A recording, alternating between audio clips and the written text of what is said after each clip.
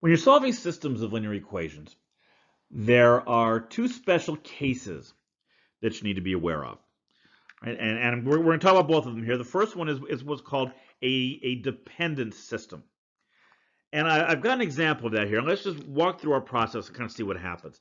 If I add these two equations together, neither of them look particularly suited for substitution. I'm not solving for x or y without bringing fractions into this. And I'm actually feeling pretty positive about substitution because I already have plus 3x and minus 3x here, so they're going to cancel. Awesome. Let's add them together. 3x minus 3x is 0. You see, now here's where something weird is going to happen. 2y minus 2y, that's also 0. What happens on the right side? 6 minus 6? Well, 0 again. All right, so look at what I ended up with here. I ended up with 0 equals 0. That is a true statement. 0 is always equal to 0. Doesn't matter what value I pick for x or what value I pick for y, this is going to be true. Right, so what's happening here, if we were to try to visualize this, if we were to try to graph these, for example, if I take let's just take this first one, and if I try to solve this for y, it would be y equals negative 3 halves x plus 3. Right? And if I graph this, the y-intercept is 3, and the slope is negative 3 halves, so down 3 over 2. You know, I like to put several in here because my art skills are sketchy, and having lots of points makes it easier. Lots of reference points.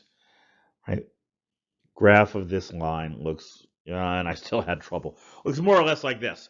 All right, now look at the other one. If I try to solve this second equation for y, I get y equals negative 3 halves x plus 3. I get the same thing.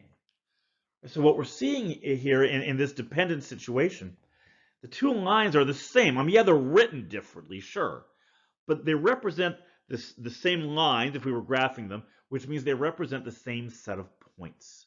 Right? In geometry terms, they overlap each other. All right, so how do I write the answer? Because we do still have to write the answer to this question. And the notation for this is maybe a little unusual, but we're going to use the set builder notation here. So I'm going to say my solution is the set of all ordered pairs, x comma y, such that 3x plus 2y equals 6. That's the first equation. Remember, these equations are the same. They represent the same set of points. So I could have put the second equation in there just as easily. My answer still would have been every bit as right.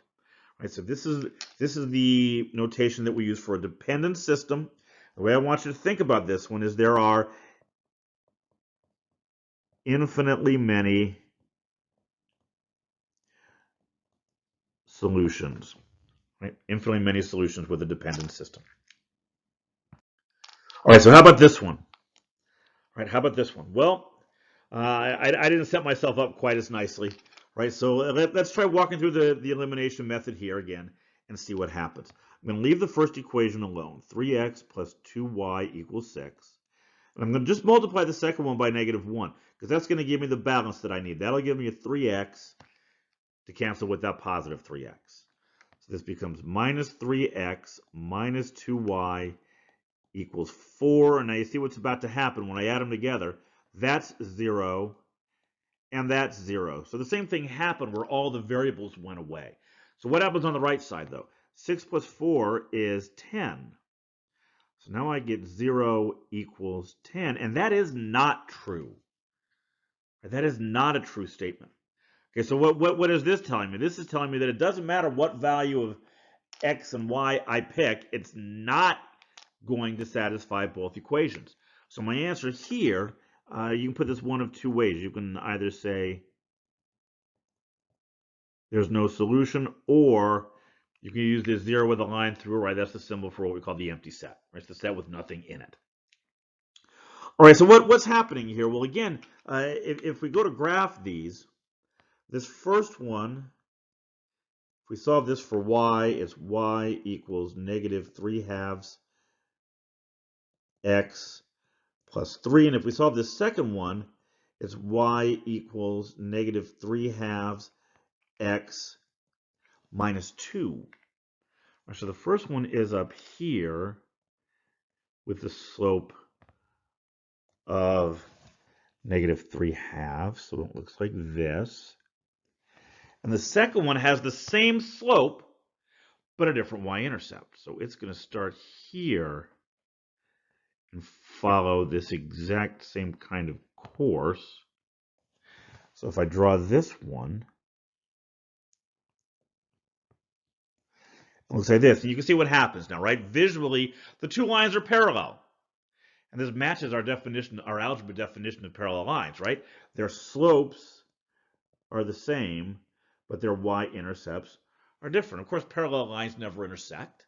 Remember, our geometric interpretation of the solution to a system of equations is it's the points where their graphs cross. Well, parallel lines never cross. So, yeah, our conclusion is that there are no solutions here.